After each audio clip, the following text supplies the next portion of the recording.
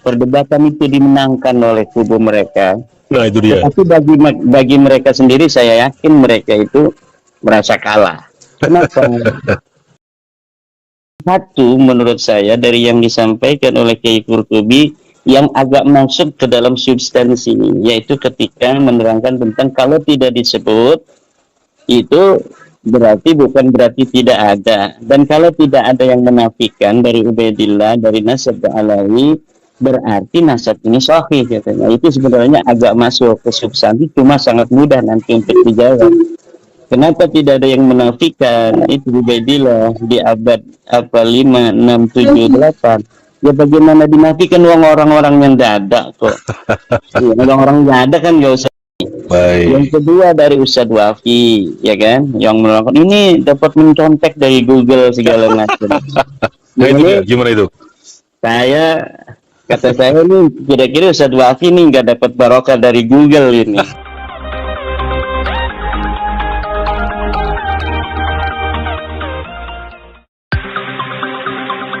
Dibuat berulang-ulang konten ya. Ini kaitannya dengan pendapat Pak Kiai, apa yang disampaikan oleh Hanif Alatas, kemudian Kiai Qurtubi, kemudian ada Ustadz Wafi dan Rumel ketika perdebatan itu atau diskusi yang di Kesultanan Banten itu kan pihak yang pro Balau ini kan merasa jumawa gitu ya. Tapi coba yang disampaikan mereka ini sebetulnya mengaburkan konteks diskusi atau bagaimana Pak Kiai? Jadi ada dua pandangan dalam setiap kesimpulan, yaitu pandangan orang-orang yang cerdas dan pandangan awam. Baik. Walaupun mereka ini memiliki atau membuat konten-konten tercover ya tentang bagaimana perdebatan itu dimenangkan oleh kubu mereka. Nah, itu dia. Tapi bagi mereka, kenapa begitu? Karena 3 pertanyaan yang saya ajukan itu tidaklah bisa dijawab oleh mereka. Tidak dijawab ya. Adakah kitab atau sumber lain yang valid original yang lebih tua dari Sajarah Mubarakah? Tidak ada. Tidak tahu. Tidak tahu. Adakah sumber lain yang valid dan original yang lebih tua dari Sajarah Mubarakah yang menyatakan Ahmad bin Isa mempunyai anak Ubaidillah? Enggak ada. Tidak tahu ya. Adakah sumber yang valid menyatakan bahwa keluarga Fatih Muqaddam disebut Ba'alawi sebelum Masuk? Tidak bisa dijawab. Tidak tahu juga. Ya, jadi kalau pandangan awam ya kan namanya pandangan awam. Iya, kita harus hormati saja namanya pandangan awam. Kalau pandangan dari orang-orang yang mengikutinya, saya yakin dari apa yang panjang dikemukakan oleh Hanif Alatas itu tidak bisa menjawab itu. Dia hanya menyebutkan kitab-kitab yang di atas As-Sajarah Al-Mubarakah dan Al-Jaharus Syafa. Satu, menurut saya dari yang disampaikan oleh Kiai Qurtubi yang agak masuk ke dalam substansi, yaitu ketika menerangkan tentang kalau tidak disebut itu bukan berarti tidak ada, dan kalau tidak ada yang menafikan dari Ubaidillah, dari Nasab Alawi, berarti nasab ini sahih katanya. Itu sebenarnya agak masuk ke substansi, cuma sangat mudah nanti untuk dijawab. Kenapa tidak ada yang menafikan? Orang-orang nggak ada kan nggak usah dinafikan karena memang nggak ada. Memang nggak ada. Tapi nah, begini Pak Kiai, mohon maaf. Oke. Lanjut lagi. Nah itu. Jadi dari Kiai Qurtubi satu ada yang masuk ke dalam substansi, namun itu saya kira tidak. Baik. Yang kedua dari Ustadz Wafi, ya kan, yang melakukan ini dapat mencontek dari Google segala macam. Nah, itu dia. Gimana itu? Kata saya ini kita ini kan orang-orang modern yang mempunyai kesempatan untuk menerima teknologi. Betul sekali. Teknologi ini kita gunakan, diciptakan oleh orang-orang lain dari selain kita, tetapi kita umat Islam mampu untuk menggunakannya untuk hal-hal kebaikan. Kitab-kitab yang banyak itu, yang harusnya kita beli harga satu kitab itu misalnya 500.000, 1 juta, 2 juta. Sekarang hanya bisa kita download, mendownload di internet dengan beberapa ribu saja kuota. Iya.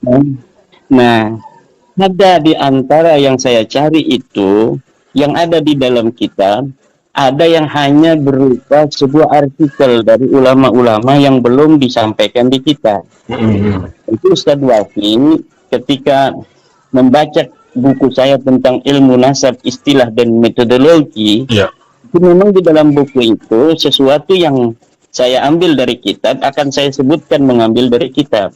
Oke. Sesuatu yang mengambil dari buku bahasa Indonesia akan saya sampaikan itu buku bahasa Indonesia.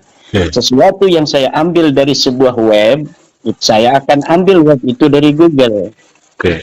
Narasumbernya dari situ kan memang. Itulah kejujuran ilmiah. Betul. Ada orang yang dalam menulis tidak jujur.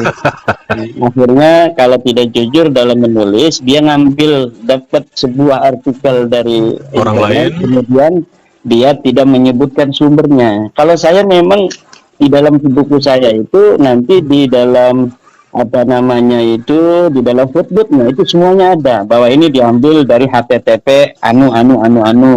Karena memang ulama itu kadang-kadang dia tidak sempat bikin kitab, tapi dia bisa membuat sebuah artikel. Di antara salah satu yang di apa namanya ungkapkan oleh Ustadz Wafi itu betul.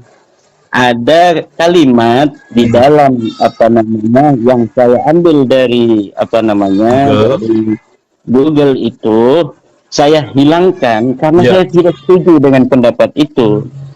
Nah, saya mengambil pendapat itu dengan metodologi bagaimana cara kita dapat mengambil kebenaran dengan kebenaran yang betul-betul bisa dipertanggungjawabkan secara ilmiah, didebatkan di kalangan orang-orang pintar.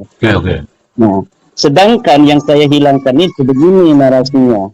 Gimana Pak? Nasab seseorang yang sekarang mengaku sebagai turunan Nabi itu bisa dikatakan sah hanya karena 2 abad sebelumnya sudah ditulis oleh ulama. Nah, itu yang menarik sekali itu Pak. Coba gimana? Ya. Walaupun belum ditulis abad sebelumnya. Jadi kalau sekarang 2023 cukup itu nasab itu ditulis 1800-an berarti kan. Sebelumnya 1700 nggak ada di kitab-kitab nasab, itu nggak jadi penting. 1600, 1500 nggak ada, itu nggak jadi penting. Pokoknya kalau ada 200 tahun dicatat itu sudah bisa diisbat. Ini menurut ahli nasab. Dan menurut logika ilmiah orang-orang yang cerdas, tidak bisa demikian. Kenapa? Karena kitab-kitab nasab itu sudah ada ditulis dari abad ketiga Hijriah. Abad ketiga Hijriah itu banyak sekali kitab nasab yang ditulis. Abad keempat demikian, kelima, keenam, ketujuh, kedelapan, ke-9, ke-10 sampai sekarang. Maka jika ada sekarang ini sebuah pengakuan tentang nasab, ya itu dia.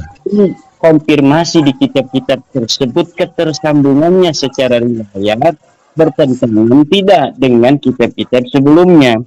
Maka apa yang simpulkan oleh ahli nasab, salah satu yang saya ambil dari internet itu, cukup 2 abad ini tidak masuk akal logika orang yang nggak masuk. Logika waras nggak bisa menerima kebenaran. Artinya tetap nasab itu harus punya nomenklatur yang jelas, punya alur yang jelas ya, tidak main shortcut menurut mereka. Cukup tidak bisa dicatat dengan ini saya gugat para ahli-ahli nasab yang tasahul fi isbatin nasab. Mereka mudah sekali dalam menetapkan nasab sehingga orang yang mengaku turunan Rasulullah di dunia ini sekarang sangat banyak. Padahal ada hadis dari Nabi Muhammad SAW mengatakan bahwa asra'u qabailil Arabi halakan Quraisyun, bahwa yang akan pertama cepat hilang itu adalah nasabnya orang-orang Quraisy, artinya sedikit. Nah, sekarang kok nasab yang intisab ke Ba'alawi ke Rasulullah banyak sekali di dunia ini. Karena menggunakan metode yang 2 tadi kali mungkin tuh. Iya, karena ada tasahul dari ahli-ahli nasab, dan ini yang perlu untuk dibawa ke meja ilmiah oleh para ahli. Nah, itu dia. Ada sesuatu yang salah di dalam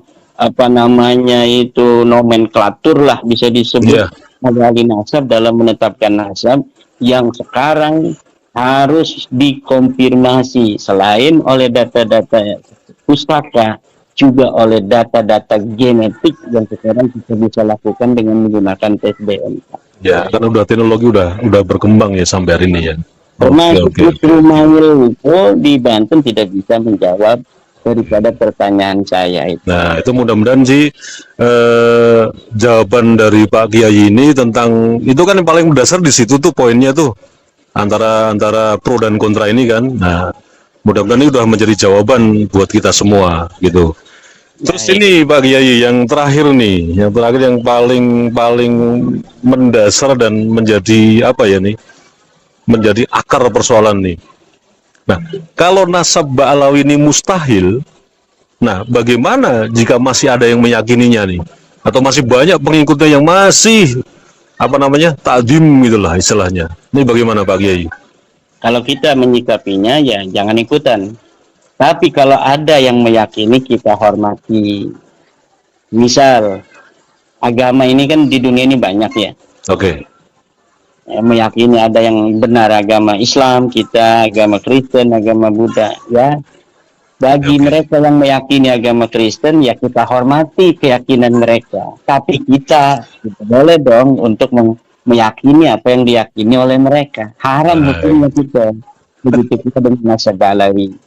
Kita yang tidak tercerahkan, ya mau membaca-baca, mau meneliti, ya udah tahu ini mustahil, ya kita nggak boleh. Itu istighfar bihaqqil Mustafa namanya, menghina daripada kedudukan tinggi daripada Nabi besar Muhammad SAW. Tapi kalau ada yang mau meyakini, kita hormati keyakinan mereka, nggak usah gontok-gontokan. Ya, itu dia yang paling penting itu. Ya, oke. Ini saling menjaga sajalah. Karena sudah terlanjur ya monggo. Tapi yang memang sudah mau belajar kembali, mengupdate kembali, mengulik kembali, mendengar dan lain sebagainya tentang nasab ini ya tentu saja kan punya pandangan yang berubah akhirnya kan. Begitu Pak Kiai ya. Nah, oke, ini mudah-mudahan para pemirsa dan para penonton, baik itu yang memang di lingkungan akademis, lingkungan awam, ataupun netizen, bisa sedikit tercerahkan dengan sesi tanya jawab hari ini, Pak Kiai. Nah, juga ada satu ya pesan. Oke, silakan Pak Kiai. Ya, untuk yang poin terakhir tadi, untuk saling hormat menghormati antar satu dengan yang lainnya, termasuk di dalam kontra nasab ini. Bagi apa yang meyakini daripada kemustahilan atau keterputusan nasab ba'alawi ini, tetap untuk menghormati orang yang meyakini yang lain. Dan jangan bikin meme-meme yang kurang-kurang bagus, yang mencerminkan daripada kepribadian mereka sendiri. Coba kita. Tapi kalau saya lihat ini Kang